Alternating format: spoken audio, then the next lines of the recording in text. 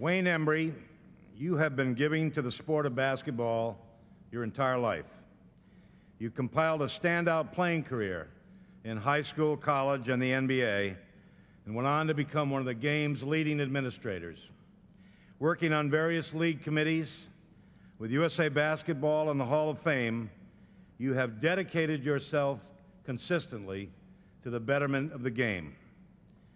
Wayne Embry, by virtue of the vote of the Honors Committee and by the power vested in the Board of Trustees, it is an honor to enshrine you as a contributor into the Naismith Memorial Basketball Hall of Fame with all its rights and privileges.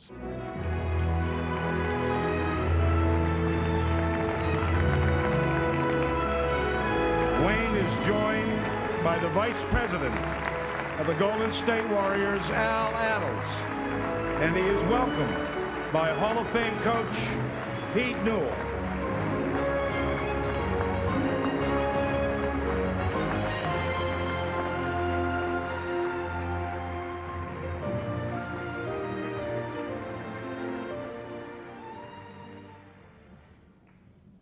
Well, let me start out by saying I'd like to regress back to that body that's somewhere inside here.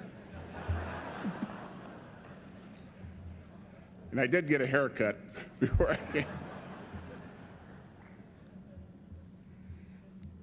For many years, I set out where you are tonight as a trustee, and I was overwhelmed with those who were inducted and felt a joy and wondered what it would be like to be here.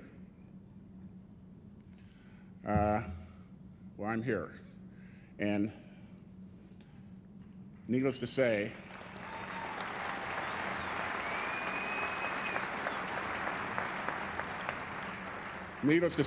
I am overwhelmed with my own emotion as I speak. I want to thank the nominating committee, the honors committee, for electing me to this Hall of Fame. I can't think of any individual honor that is greater. And I'd also like to thank Pete Newell and Attles. Pete has been very special to me over the years in that when I was a young general manager, he kind of took me under his wings and made me feel at home with the other general managers, and Eddie Coyle's out here, and Red, and just made it comfortable for me to do what I wanted to do.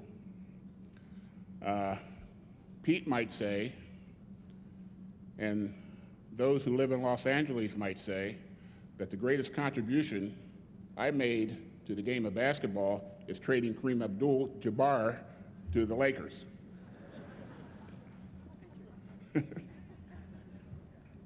And Al Attles has been a friend and a confidant for a lot of years.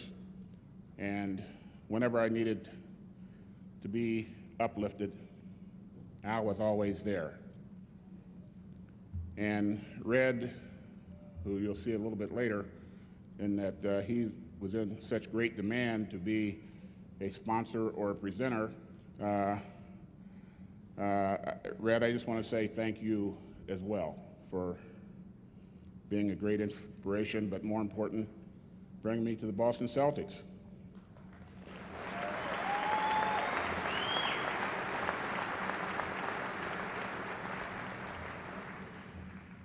There are many people who have inspired me, supported me, and contributed to my being here. And let me start with my family. My wife, Terry, my daughters, Debbie, and my granddaughter, Terry, and my daughter, Jill, and my son, Wayne Jr., who have been very tolerant and supportive and have made many sacrifices along the way as they had to live with my moods, the winning, the losing, and I thank you. and they're sitting right over here.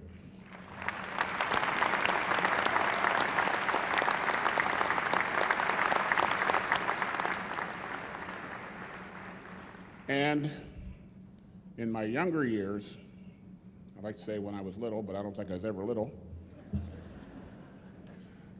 my father Floyd and my late mother Anna, with the help of my grandparents, taught me the meaning of hard work. They also instilled in me and my sister Ruth Ann how to live with values that were passed down through many generations of the Embry family. They encouraged me to be successful at whatever I did and not to be afraid to fail. They advised me that there would be bumps along the way and that I would need to persevere when I face adversity. They stressed the importance of scholarship. They taught me to be honest and straightforward, realizing that being straightforward would often result in rejection or loneliness. They also taught me to remain humble and not to allow anyone to take my dignity. I share this honor with my family, many aunts, uncles, cousins, who are all present, with my sister, who are seated out here somewhere.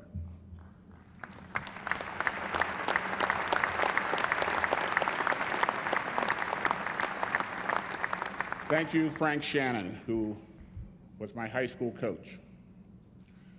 Thank you for making me run all the laps around Tecumseh High School. I think I probably set the record for the most laps run around Tecumseh High School. But I was lazy, and I was clumsy, and I was disobedient. But he saw a potential, and he helped me realize that potential. And thank Bill Rohr, the late Bill Rohr, who recruited me to Miami University. And while at Miami, I ran more laps. You'd have thought I would have learned. But you know, I was very clumsy. I wasn't a very good basketball player back in those days, and the coaches who I had the privilege of playing for saw a greater potential and made me a good basketball player. So thank you, Bill Rohr, also. And I got a high school teammate that surprised me, and he's here this evening, and several of my college teammates are here this evening, and I thank them for their support.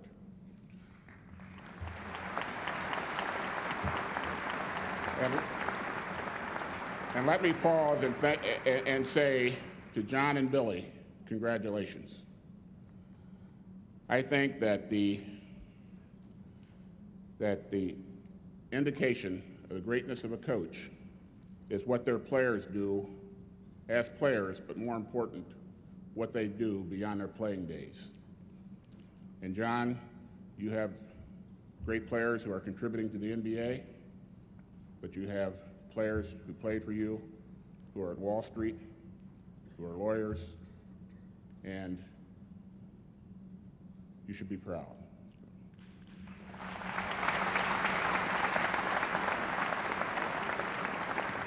And Billy, seated right before you, are just two greats. And you've influenced the lives of many women who've had the privilege of playing for you.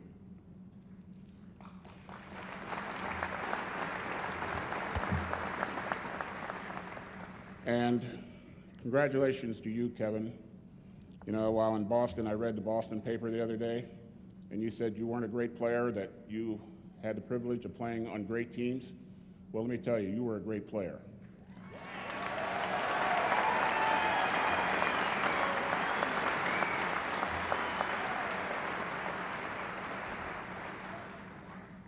And I recall seeing you play as a freshman, and you jumped a lot of rope and probably ran a lot of laps too, didn't you?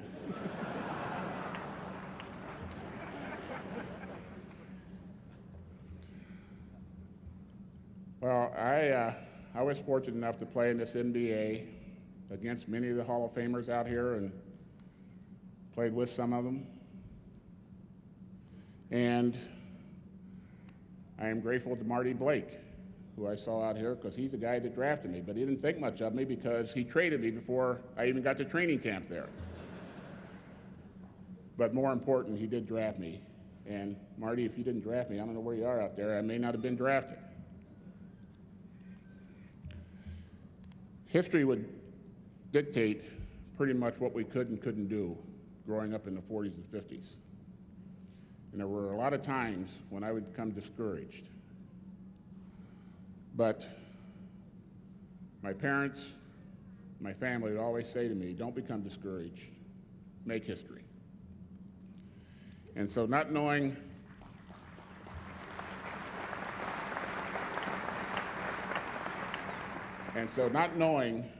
what I would do after my playing days, I went back to Boston as Director of Recreation for the city of Boston. And you know, that was historical. But we were able to get a couple of things done for the city. My co-workers, and I know Alfreda Harris is out here somewhere, we started the Boston Neighborhood Basketball League at a time when the city needed harmony. And that league is still in existence. And we have over 2,000 youth, the city of Boston, from all over the city, playing with and against each other.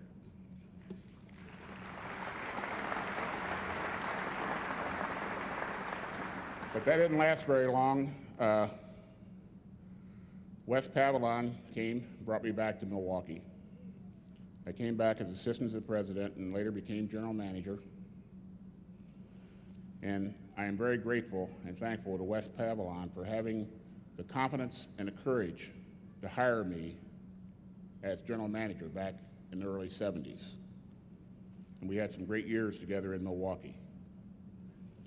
And later, as my career continued, Gordon Gund, the owner of the Cleveland Cavaliers, came calling, and he helped me stay in the game that I love so much.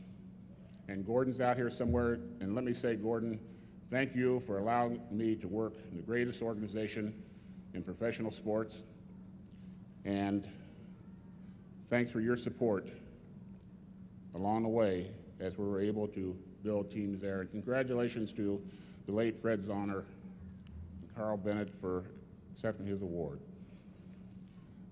One's success depends on the people around, and I was fortunate, both in Milwaukee and later in Cleveland, to have a great staff, and many of them are here this evening also supporting this honor, and I share it with them. And I want to thank all the players that I've had the privilege to work with over the years, and it's because of them that I'm here this evening. And thanks to my many friends, my camp coaches, and two special people who helped me along my career, Big House Gaines and John McClendon. And let me just, in closing, tell you what I would tell my players. At the start of each training camp, we would assemble. And I would tell them that your responsibility is to perform to the best of your ability and provide the best entertainment for our fans. There is no better entertainment than good team competition. And I would tell them that I like to win, so our goal is to win. And in order to win, we must come together as a diverse group of 12 people and a coaching staff to work toward a common goal, and that's to win. We must establish mutual respect for each other and become dependent upon each other and have respect for the game of basketball and have respect for the NBA. And I would tell them that talent is a God gift. Character is what you do with it.